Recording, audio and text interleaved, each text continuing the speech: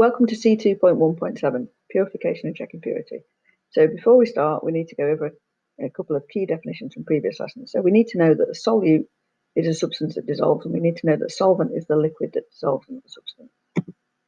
So our learning objectives for today are to describe how to check whether a substance is pure or not, describe how to separate different mixtures, and choose a method to separate different mixtures. Now, how do we check if a substance is pure or not? So this is just revision of stuff that we've done in previous lessons. So melting point, as we've seen in the previous lesson, if it's the same as the literature value, then it's pure. If it's got a sharp melting point, so for example, it melts at 176 degrees C rather than 173 to 176 degrees C, then it's pure. Paper or thin layer chromatography, you will only get one spot if it's pure, and gas chromatography, you'll only get one peak. We can see both of these on the next couple of slides on the diagram. So our paper or thin layer chromatography, you can see that A's got 3 different spots, so it contains 3 different substances. You can also see that because A stayed on the baseline, that means A is insoluble. You can see B separated out into 3 different substances because you've got 3 different spots. And you can see that C is the only pure substance because it's only one spot.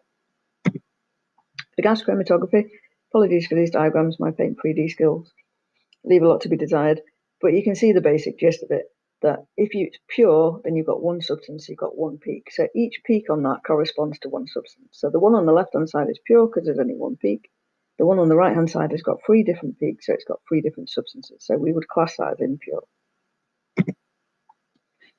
So this is just revision of different methods that we've already used. So you need to be able to choose which method to use to separate mixtures. So if we have an insoluble substance and a soluble substance, so you've got one that dissolves and one that doesn't, then you would add a solvent to dissolve it and then filter it. So if you dissolve it, if you add some solvent, the soluble substance will dissolve, the insoluble substance won't, and then you can filter it. And you'll end up with the residue will be the insoluble substance, and the soluble substance will go through the filter paper and collect at the filtrate, and then you can just evaporate the solvent to get pure solute.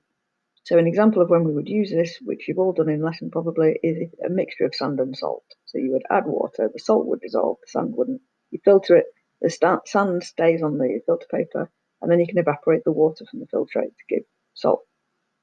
If I had 2 soluble substances, for example in pen ink, then I would use paper or thin layer chromatography to separate them. If I had 2 liquids, so for example water and ethanol, which you've seen as a demonstration in a lesson, you would use fractional distillation, and that relies on the different boiling points of the 2 different liquids.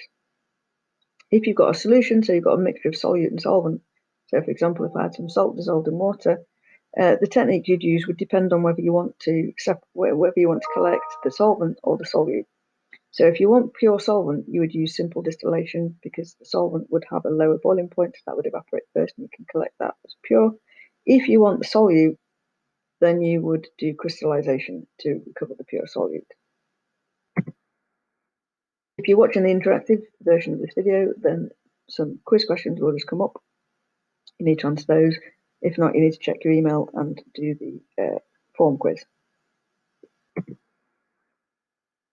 Right, here's some questions that you need to do in your notebook, so you can either write these down and take a screen photo and email it me, or you can write them in a document and email it to me.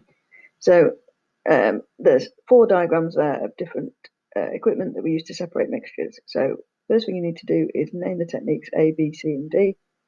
Then you need to write down which technique you'd use to separate sugar and chalk, and then you need to answer which technique could be used to check purity.